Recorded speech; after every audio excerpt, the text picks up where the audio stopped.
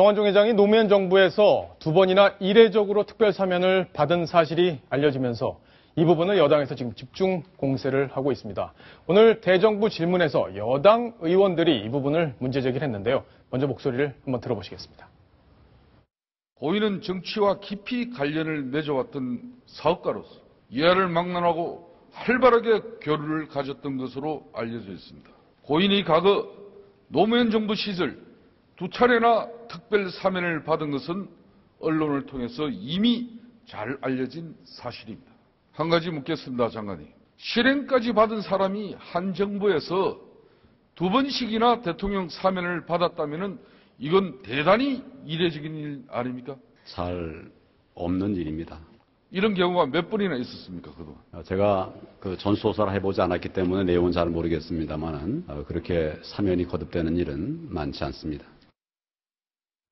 자, 이례적인 두 번의 사면, 법무부 장관은 극히 이례적이다. 잘 없는 일이다. 잘 없는 일이다. 이렇게 설명을 했는데요. 이남희 팀장, 그러면 여당에서는 이제 저걸 앞으로 물고 늘어지겠다. 이런 분위기인가요? 어떻습니까? 바로 그렇습니다. 대정부 질문에서 김성태 의원뿐만 아니라 새누리당 권성동 의원도 이 문제를 지적을 했고요. 또 새누리당의 소장파 초대선 의원 모임 아침소리 하태경 의원도 마찬가지로 성 회장이 노무현 정권에서 두 번씩 특별 사면을 받은 배경 여러 가지 다양한 정황이 드러나고 있고 정경유착 의혹이 커지고 있다. 이렇게 공세 수위를 높여가고 있습니다. 예. 그런데 이제 궁금하잖아요. 네. 도대체 어떻게 실형을 받았던 분이 두 번이나 사면이 됐을까? 한 정권에서. 실형은 아닙니다. 지금 김성태 새누리당 의원이 실형을 받았다라고 하는데 둘 다 집행유예이기 때문에 그러니까 징역형을 실형이라고 잘못 표현을 했죠. 그런데 어떤 혐의로 징역형을 받았고 어떤 과정을 통해서 사면이 됐는지 그 과정을 먼저 이남희 팀장이 정리를 해주시죠. 먼저 첫 번째는요. 2002년 그러니까 김대중 정부 때 지방선거 때 당시 자민련에 16억 원 정치자금을 건네는 그 와중에 어떤 횡령 등의 혐의로 바로 구속 기소가 됐는데요. 그때 2005년도에 결국은 그 하나 화면을 보면서 설명을 드리겠습니다. 결국은 2005년도에 징역 2년, 집행유예 3년 선고를 받았습니다. 하지만 석가탄신일 특사를 받게 되는 첫 번째 사면 과정이 있었습니다. 이 과정, 첫 번째 받은 거는 그렇다 치는데 두 번째 과정이 두 번째 특사가 조금 더 수상하다 이런 문제가 제기되고 있는데요. 역시 또 화면을 보면서 설명을 드리겠습니다. 그러니까 첫 번째 사건은 정치적 사건이었기 때문에 사실 그 정도 관행에서는 뭐 사면이 이루어질 수도 있는 환경이었는데 두 번째 사면은 조금 의아한 부분이 많다. 일단 네 그렇습니다. 문제는 횡담도 개발 의혹으로 이제 기소가 됩니다. 그때 이제 시공권 관련해서 뭐 비리 혐의가 있었다 이런 것으로 이제 2007년 11월에 징역 6월 집행유예 1년 선고를 받는데요. 얼마 안 가서 성 회장이 상고를 포기합니다. 상고를 포기. 2심에서는 징역 6개월 받았는데 얼마 안 가서 상고를 포기하는데 바로 한 달 가서 노무현 정부의 마지막 특사로 바로 결정이 됩니다. 근데 문제는 뭐냐면 여기에 그 비공개 특사로 결정이 돼서 당시에 명단으로도 그 성완종 회장의 이름은 등장하지 않습니다. 그리고 바로 비공개 사면 복권이 되고 또 다음 날 이명박 정부 인수위 자문위원으로 위촉되기까지 합니다. 그러니까 이 성완종 회장이 정말 노무현 정부, 이명박 정부, 박근혜 정부에 이르러 참 전방위로 지하철 인맥이다. 이런 얘기가 이 상황에서도 거듭 나오고 있는 겁니다. 네, 사면은요. 특히 특별 사면은 대통령의 은사입니다. 대통령이 할 수 있는 가장 큰 은혜라는 것이죠. 근데 사면법 구조를 보면요. 원칙도 거기에 대한 어떤 기준도 없습니다. 대통령 마음이죠, 뭐 한마디로. 그렇죠. 그런데 누구도 제한을 할 수가 없다는 것이죠. 한 정권에 두 번을 받았습니다. 저는요, 제가 교정관계 일을 했던 사람으로서 이런 일은 있을 수가 없고요. 왜 있을 수 없는 거죠? 일단 한 정권에서 두 번이나 사면을 하고 사면을 받고 싶은 사람들은 줄을 서 있습니다. 누구나 다 사면을 받고 싶은 것이죠. 왜 범죄가 없었던 것으로 되니까. 그런데 보통 사면, 이건 제가 하는 얘기가 아니라 보통 공공연히 하는 얘기입니다. 사면을 받기 위해서 굉장히 노력을 해야 된다. 굉장한 로비를 해야 된다라고 말을 하고 있는데 그렇다면 어떻게 저게 비공개가 됐으며 또 1월 1일에 사면을 받게 되었는데요. 그 과정 중에서 어떤 측근들의 말을 들어보면요. 날짜까지 변동이 있었다. 사면특별심사위원회가 열린 날짜까지 변동이 있었다라는 의혹이 계속 제기가 되고 있습니다. 그렇다면 그 부분에 대해서 그 당시에 왜 사면을 했는지는 분명히 밝혀야 합니다. 그렇군요.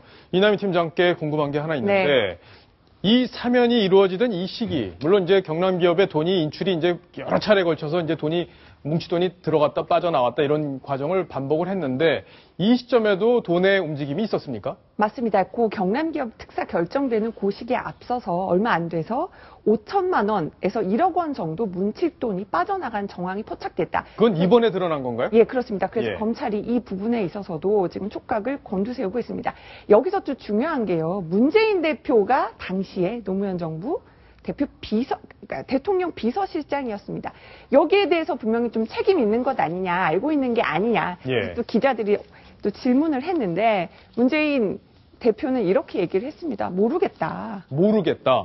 예, 사면인데. 돈 받은 데 가서 취재하라, 엉뚱한 데 가서 취재하지 예. 말고 또 이렇게 발끈했습니다.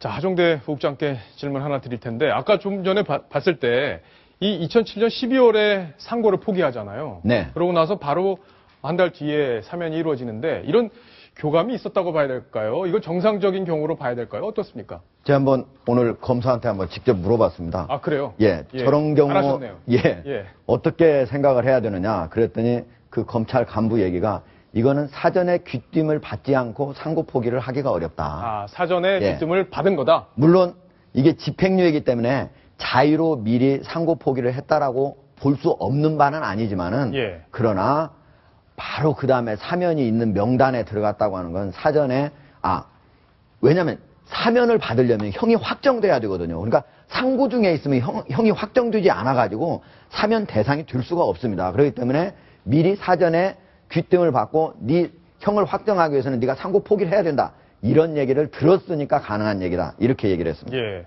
이중재 변호사. 뭐 법무부에서 결정한다. 오늘 뭐 야당에서는 그런 얘기가 과거에 사면 얘기에 대해서 그렇게 반응도 나왔는데 실제로 사면이 그렇게 결정이 되는지도 궁금하고 이런 경우 지금 하종대 국장이 설명을 했지만 사전에 귀뜸이 주어졌다. 이렇게 봐야 될까요? 어떻습니까? 예, 사면은 뭐 법무부에서 실무 작업을 합니다만 대통령의 권한이기 때문에 네. 대통령의 참모인 그 민정수석실에서 네. 뭐 기준과 대상을 어느 정도 정하고 그다음에 그 법무부와 협의하는 과정을 거치고 있습니다.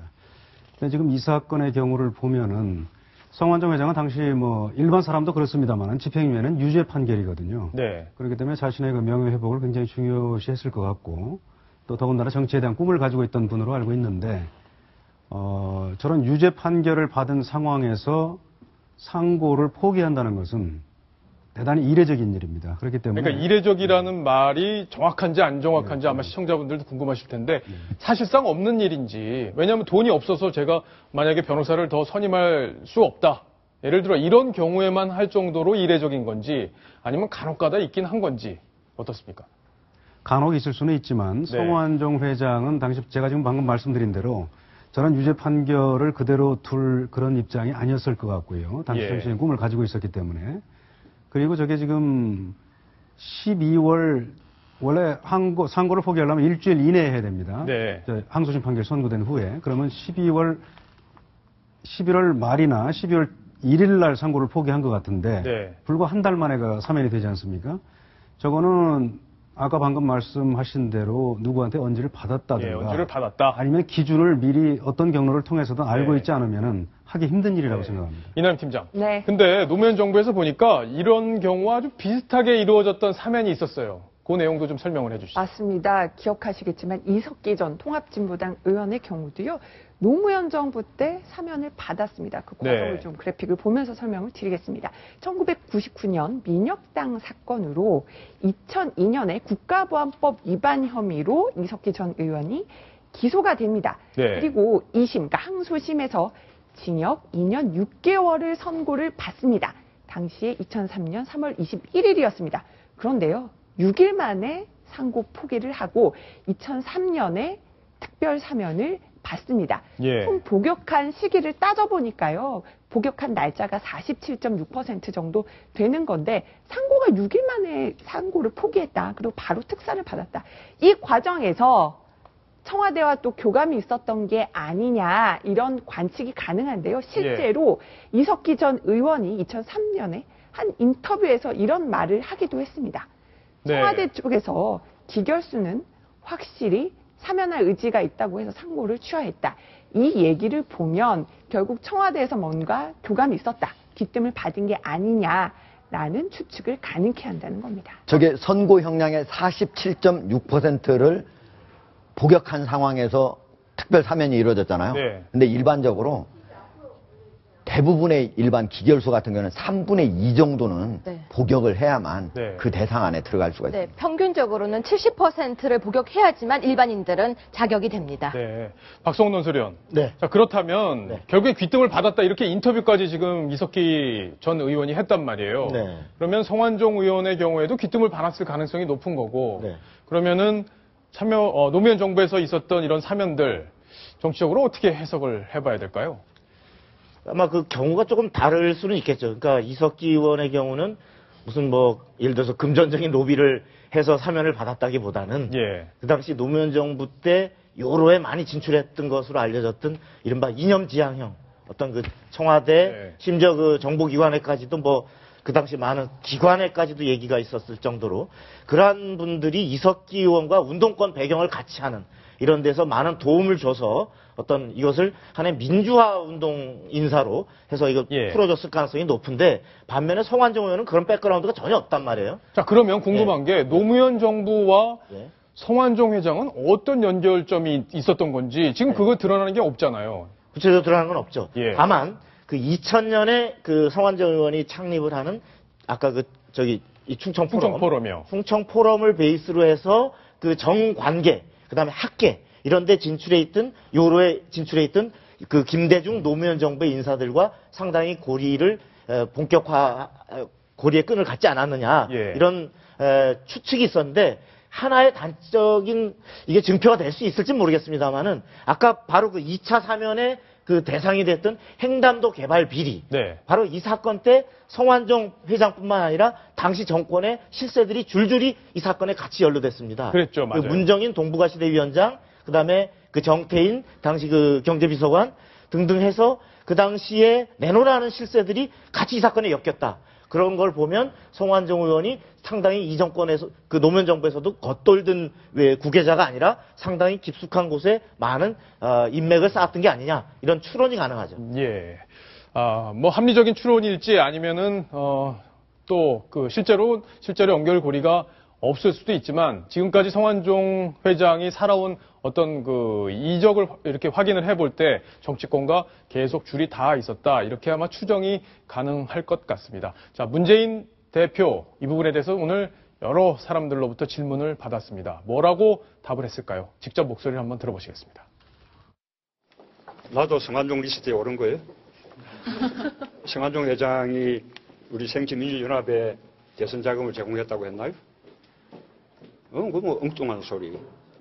사면은 이렇게 법무부의 업무인데 예를 들면 그 사면에 또 성완종 회장이 이 돈을 줬다. 그러면 수사 대상이 돼야죠.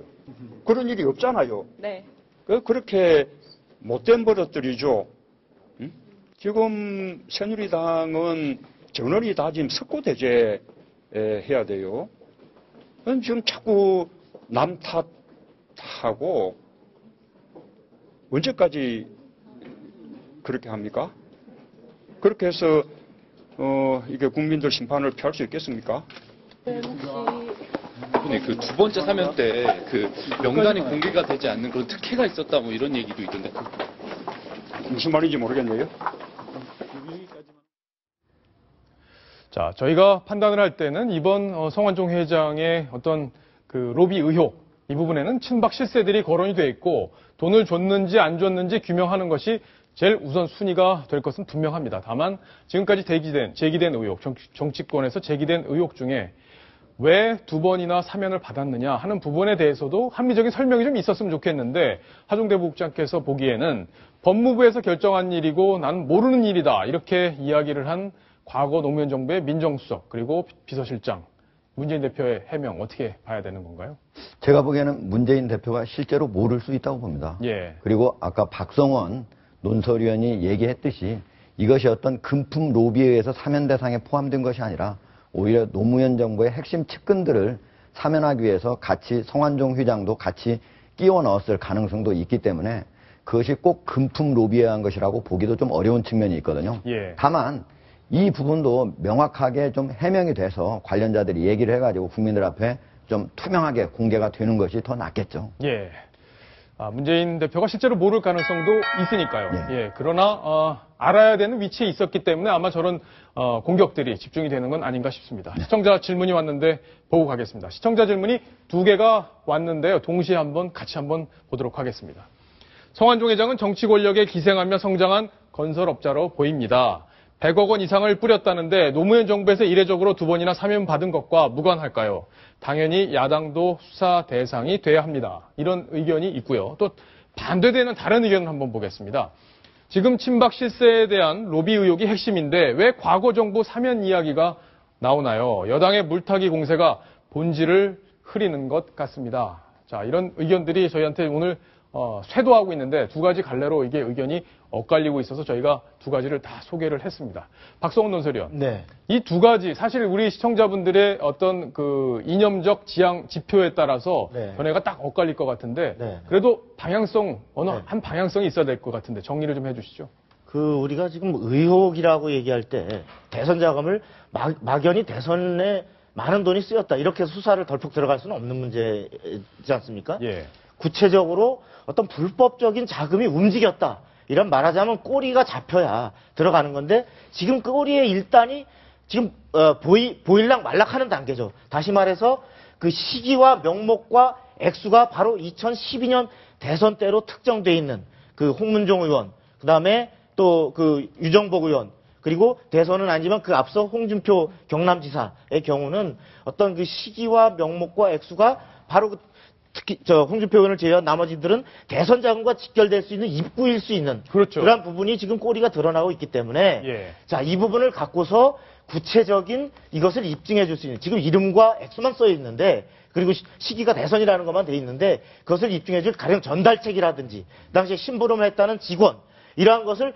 입증할 수 있는 구체적인 육하 원칙을 만들어갈 수 있는 부분을 검찰이 아마 이제 적극적으로 수사를 할 텐데 그 부분들을 소환해서 적극적인 진술을 받고 더욱이 거기다 뒷받침되는 장부가 있다 그러면 예. 이 부분에 대해서 들어가는 것이고 여기서 시작이 돼서 보니까 그 당시 새누리당의 이 본부장이 또는 이 선대 본부가 많은 이거 말고도 다른 불법 흔적이 발견이 된다. 그러면 그때 들어갈 수 있는 것이지 여야를 가려서 여야를 동시에 해야 된다든지 여를 하고 야를 해서는 안 된다든지 이러한 예. 것은 굉장히 증거법과는 어긋나는 어떤 판단인 거죠. 자, 이중재 변호사께 마지막 질문을 드릴 텐데 야당에 대한 수사 얘기 지금 시청자분들도 말씀을 해주셨는데 당위성 이런 걸 제외하고 법률적으로 가능한지가 궁금합니다. 왜냐하면 오래전 일이기 때문에 정치자금법 위반 다 공소시효 지난 것 아니냐, 또 뇌물도 지난 것 아니냐 이런 얘기들이 가능하거든요. 어떻습니까?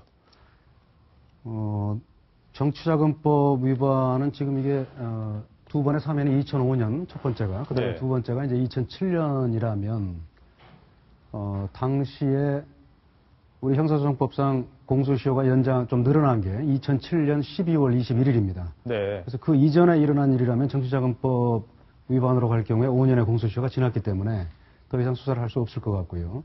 다만 무슨 금품을 제공하고 사면을 받았다 이런 자료가 나온다면은 그거는 이제 특정범죄가중처벌법상의 그 뇌물수수에 해당되기 때문에 예. 그걸로는 공소시효가 살아있어요? 남아있습니다. 10년이기 때문에. 예. 그래서 그건 지금 의혹만으로는 수사를 하기가 어렵겠지만 구체적인 추가 자료가 나와야 될 것 같고요. 그 다음에 아까 제가 잠깐 봤습니다만은 문재인 대표께서도 좀 더 좀 구체적이고 좀 합리적인 설명을 하시면 좋겠습니다. 네. 그러니까 국민들의 또 상당수가 새누리당에서 계속 공세를 펴면 국민들은 궁금증이 생기거든요. 저 부분에서 왜 사면이 일어났던 거지? 왜 이례적인 특혜 아니냐? 이런 의혹들이 생기기 때문에 그에 대해서는 좀 답을 해주시는 게 국민들에 대한 어떤 확실한 책임감이 아니냐 이런 생각이 드는데요. 근데 이 사건을 보면요. 3개의 정부가 같이 걸려 있습니다. 노무현 정부 때 사면을 했는데요. 바로 이어서 이명박 정부 인수위에 들어갑니다. 네. 그러다가 인수위에 들어갔다가 다시 금방 나오게 됩니다. 금방 나왔는데 이번에 계속 드러난 것은 또 박근혜 정부입니다. 저는 이렇게 생각합니다. 이번에 공소시효 이런 문제가 아니라 박근혜 정부에서 대통령께서 말씀하셨습니다. 적폐를 드러내야 된다고. 우리 시대가 지금 드러내야 할 적폐가 바로 보이고 있는 거라. 거라고 전 보입니다. 네. 계속 이때까지 물 흐르듯이 흘러왔던 세 개의 정부 안에 있던 문제가 드러난 것입니다. 그래서 왜 그때는 공소시효가 지났다 안 지났다가 아니라 다 한꺼번에 지금 놓고 완전히 수사를 해야 된다고 보여집니다. 네, 알겠습니다. 대선 자금과 관련된 이야기 그리고 또 야당에 대한 특별 사면에 대한 공세 앞으로 어떻게 논란이 진행될지 저희가 꼼꼼히 챙겨드리겠습니다.